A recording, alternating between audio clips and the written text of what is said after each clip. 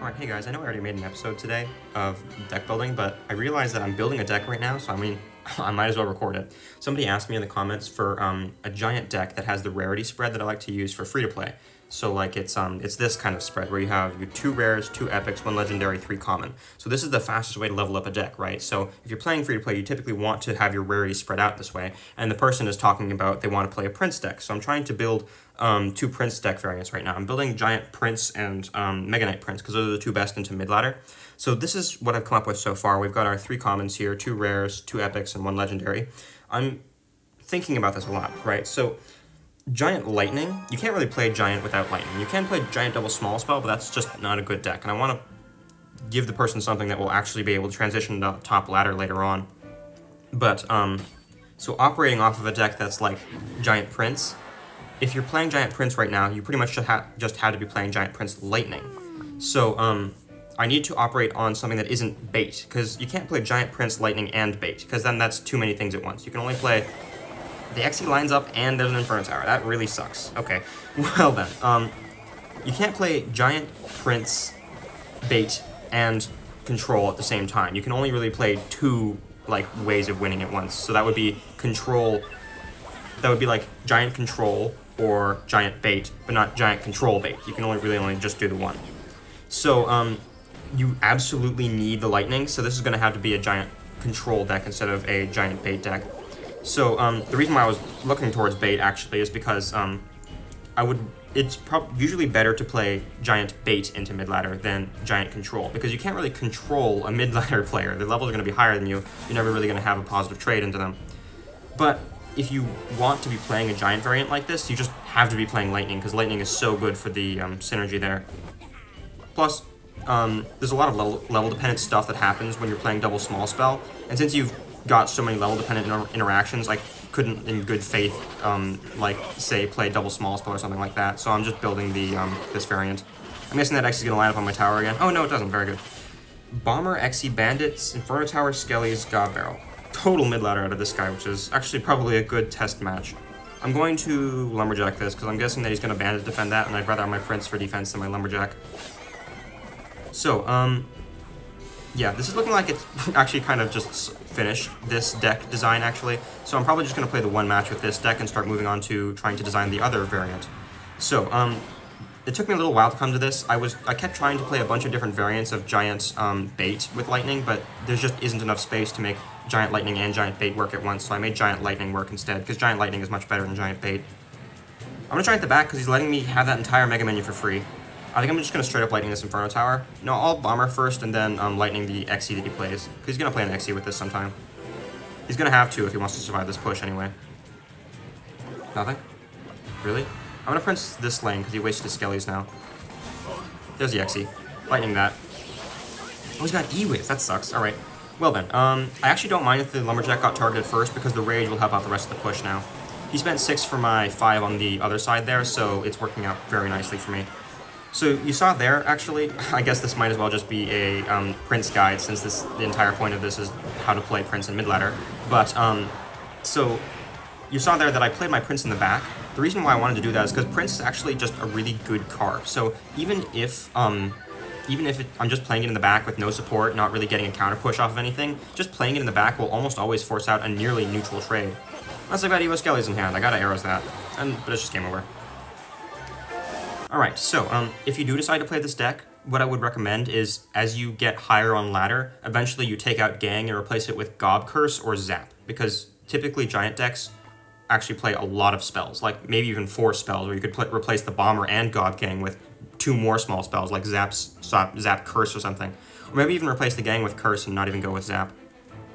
Anyway, this is the next variant that's good with Prince. You need to be playing Prince with some sort of heavy tank, so Mega Knight's the other heavy tank that's good with Prince. You can also play God Giant, but God Giant's pretty bad into mid ladder, so I'll think about deck building right now. So, we're trying to build something that has the rarity spread, right? So we're going to need another epic. Our legendary is already accounted for. I'm thinking that since we're playing Mega Knight, we're going to want to play Bait, because Bait you actually can make work with Mega Knight, because Mega Knight never goes control. Sadly, I'm not going to be able to play Minor. Oh, I want Drill, because I want Minor or Drill, and I cannot play But if I play Minor, I cannot play Minor because 2 Legendary is just too heavy. But if I play Drill, then I can't play Breakers. which is annoying. Maybe I should play Drill Skelly Barrel? I think that could work, because Skelly Barrel's a common, and that would fit one of the 3 common requirements that we have for this deck, right? So this is looking good now, and then Gang is almost a requirement. You always have Gang in a Mega Knight Prince deck. Gang is just an absurdly good card, even after the Spear Gob's nerf. The fact that you can split Gang for so much pressure in both lanes is really good. We're going to need a spell. It's probably going to be Arrows, so I guess that'll be our last common card. So we're missing 2 rares. We need 2 rares right now to fill the rest of this deck in. We're missing Anti-Air, Dark Gob. What else are we missing? Anti-Inferno. There's no way for me to make Anti-Inferno in this deck while sticking to the rarity spread, because I would need to put in Mega Minion to snipe an Inferno Tower, and that's just not good. So what I'm going to do here is I'm going to take out Skelly Barrel, put in Bats, because we need to have some sort of Air Swarm that can snipe an Inferno Tower. And then we will replace... We'll make a rare win condition, huh?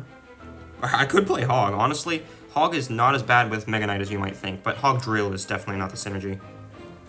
I'm thinking that maybe I'm going to have to give up on the rarity spread for this one, because it's just... There's no way for me to build a fully functioning deck that works with the complete rarity spread the way it is right now. I'm thinking actually maybe I'll try this. This is kind of odd, but there's a Recruits deck going around right now that uses Hog Breakers, and so I'm imagining that if it's Spam plus Hog plus Breakers, maybe I can play Spam plus Hog plus Breakers. We've got our 3 commons here. Along the top, we've got our 2 rares, 2 epics, and 1 legendary. It doesn't matter what order you put the cards in, I just like having them sorted like this. If you do want to play Evos, by the way, this deck you play Evo... Well, this deck is very obvious which Evos you play, but this deck you definitely want the Evo Mega Knight, because Evo Mega Knight is just really good. And you also want Evo Dark God, because against stuff like Elixir Golem, you don't really have anything good for the dragons or for the heavy tanks like Golems even, like regular Golem. So you need some sort of play a card and kill the entire push, which is the Dark God.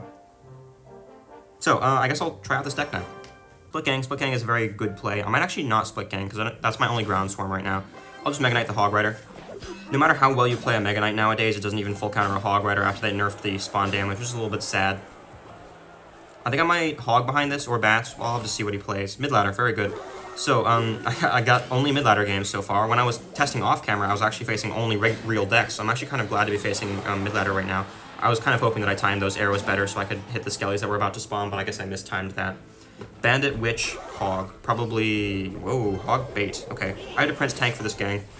One nice thing is that Gang is actually a very solid barrel counter. If you just play it to the side, it almost full counters, or if you play it on the back tile very quickly, it does full counter. Log, Skarmy, Hog, Barrel, Witch, Bandit. 6 of his 8 cards so far. I'm going to Breaker's opposite. Breakers are cheap, which means that he's going to have to probably take a negative trade on those. And after he takes a negative trade on those, he's probably not going to have much for the Dark God. He lets both of them go, which is a lot of elixir to, a lot of damage to be taking. He plays a Hog defensively, which is terrible, so he loses his Hog Rider for 2 elixir, and he still has to spend something on this. Ironically, I'm probably going to have to Hog on defense myself. Oh no, actually, that Wizard's low enough that I wouldn't mind taking the 1 Wizard shot on my tower there. I think that what I'll do is I will Mega Knight the back. Yeah, because I'm up elixir right now, I'm pretty sure, which means that I can just set up a push. I don't even really need a counter push to go off here. I can just build. Do I ignore that? I think I ignore that. This might be a mistake that I'm making right now. I could have ganged that, but if I ganged that, then I would have been spending 3 elixir away from my push, and I want every bit of elixir I have to be going towards this 1 lane. Alright, so the Prince doesn't waste its charge. Yes, it does waste the charge eventually, though. Alright, so we've got our Mega Knight v Mega Knight push here. Did I get any damage for that? I got a single Mega Knight shot. Okay. It wasn't worth ignoring that barrel then.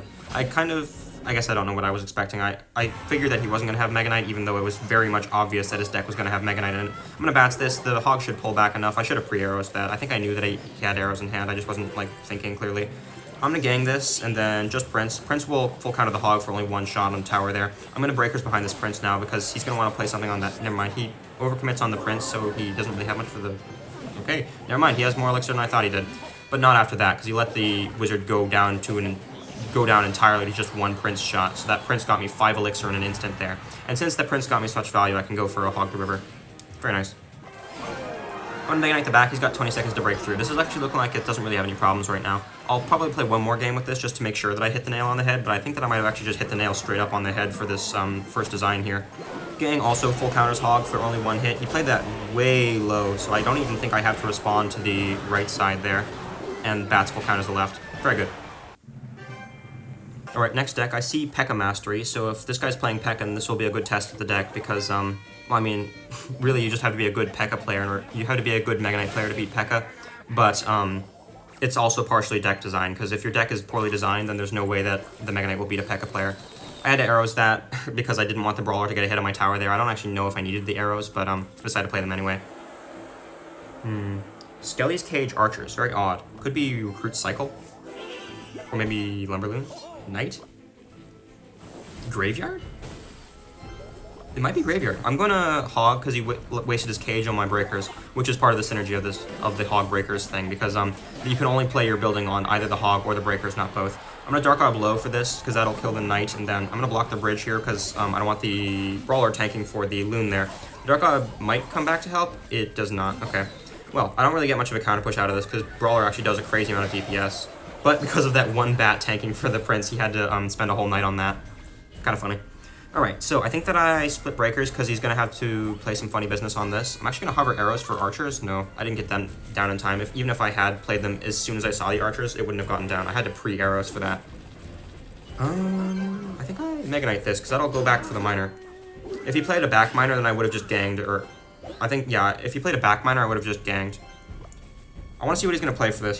He has Knight in his deck, right? So I'm going to Dark Orb because the Knight will die to the Dark Orb. He plays Cage, which is very odd because he needs his Cage for my breakers and my Hog, so wasting them on something that is neither is not a good play. If he loons with this, I ignore it and go all in opposite lane. I mean bats, but yeah. So anyway, I'm going to go for Hog Gang now because he doesn't have his building in hand, which means that he can't really stop this very well. Very nice. That should be some good damage. One Hog shot hits harder than a lightning, so that was essentially 3 lightnings worth of tower damage there. Sometimes it's difficult to put into, like, it's difficult to think about how much damage things do, but when you think about it in terms of that Hog just got me 3 lightnings of damage, it becomes much more apparent how strong a Hog Rider is sometimes. Actually, the Dark Orb damage buff is what saved me from taking a Loon Shot on the tower there. If the Dark Orb didn't get that damage buff, I would have taken tower damage. He wasted his cage again, so I can go for my Hog. It also protects the Dark Orb slightly.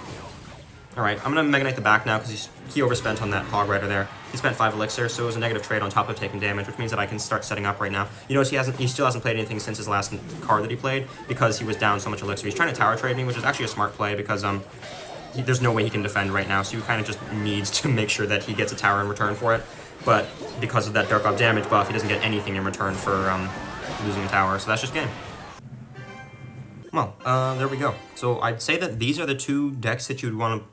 these are the 2 decks that you would want to be playing. I don't know if the guy who I'm going to be responding to the comment to will actually even watch this video, but I'll put it on the comment too. So these are 2 Prince decks that work pretty solidly into mid-ladder. They've got a full rarity spread. Actually, this one isn't... Wait a minute. This one's playing... Oh, wait. It is playing Legendary. Never mind. So they're both got perfect rarity spread where you've got 3 commons, 2 rares, and then 2 epics. This one's also got the 3 commons, 2 rares, 2 epics, and 1 legendary. So either deck that you're playing here, you should max out as fast as possible. I cannot in good faith say just max these out because beatdown type play styles like this one and this one rely strongly on levels. Level interactions are very important for the person who's playing beatdown. So you're gonna have to max out very quickly. You're gonna have a bad time until you're maxed out, and then once you're maxed out, you'll probably have a good time, but it's gonna be hard until then. So that is one caveat to this. But aside from that, they're pretty good synergy. I mean, this one's got Lightning, and Lightning's great into mid-ladder. It's also got Gang and Bomber. Bomber's pretty solid in mid-ladder. Mega Minion, I thought a lot about putting Phoenix over Mega Minion in this deck, and then replacing Lumberjack with Dark Prince. But the thing with Phoenix is that Phoenix does more DPS than a Mega Minion does, and it's got more health, which means that it's less level dependent. But the problem is that it just doesn't have the right synergy, because Mega Minion has much more range than Phoenix does, and that range actually helps you in a lot of interactions that you might not expect, and I found that out by testing out this one. So yeah, this has been a pretty quick deck building episode. These are the 2 decks that I've made. I'm not going to consider this like an official episode of the series. This is just kind of, I was doing this for the sake of a comment, and I decided I might as well record, because this is exactly what I do in a regular episode. So yeah, I'll see you guys next time.